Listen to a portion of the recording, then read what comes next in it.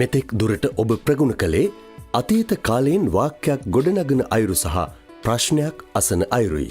අතීත කාලයෙන් sannivedanaya කරන ආකාරය ඔබ නිවැරදිව ප්‍රගුණ කළේ නම් ඔබට පහත සඳහන් අභ්‍යාසය නිවැරදිව සම්පූර්ණ කළ හැකි වනු ඇත. එම අභ්‍යාසය සම්පූර්ණ කර ඔබේ දැනුම ඔබම ඇගයීමට ලක් කරගන්න. සිංහල හඬට පසු දී ඇති කෙටි කාලය තුළ ඊට අදාළ ඉංග්‍රීසි පරිවර්තනය මනසින් ගොඩනැගීමට උත්සාහ කරන්න. ඔබ මනසින් ගොඩනැගූ වාක්‍ය නිවැරදිව ඇසෙන වාක්‍ය සමග සසඳා බලන්න. ඊට අමතරව හැකි සෑම විටම පොතෙහි ඇති අභ්‍යාසයේද සම්පූර්ණ කිරීමට උත්සාහ කරන්න. ඔහු වැඩ කරමින් හිටිය මාධ්‍යවේදියෙකු ලෙස.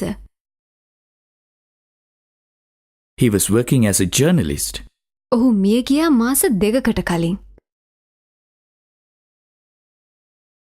He died 2 months ago. මට බැරි වුණා එන්න ඔහුගේ අවමගුලට. I couldn't come to his funeral. මොකද මම හිටියේ නුවරේ දවස්වල. Because I was in Kandy those days.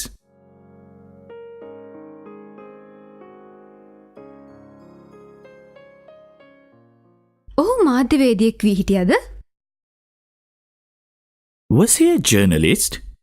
ඔහු මාධ්‍යවේදියෙකු වී හිටියා. Yes, he was a journalist.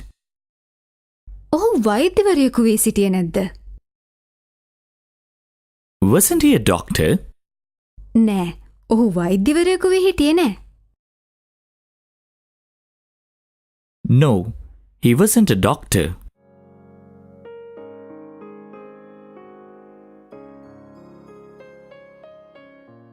ඔහු මිය ගියාද?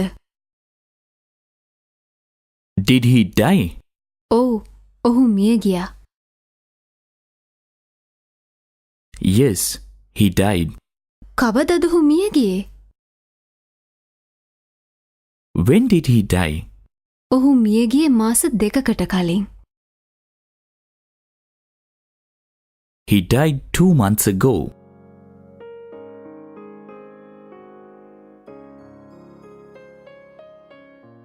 ඔයා ඔහුගේ අවමගුලට සහභාගී වුණාද? Did you attend his funeral? නෑ, මට ඔහුගේ අවමගුලට සහභාගී වෙන්න බැරි වුණා. No, I couldn't attend his funeral. ඔයා කොහෙද හිටියේ? Where were you? මම හිටියේ නුවර. I was in Kandy. නිවැරදිව ප්‍රගුණ කිරීමෙන් පසුව වුවද නැවත නැවතත් මෙය පරිශීලනය කිරීමෙන් ස්වභාවිකව සහ චතුර ලෙස ඉංග්‍රීසි භාෂාව හැසිරවීමට ඔබට හැකිවනු ඇත.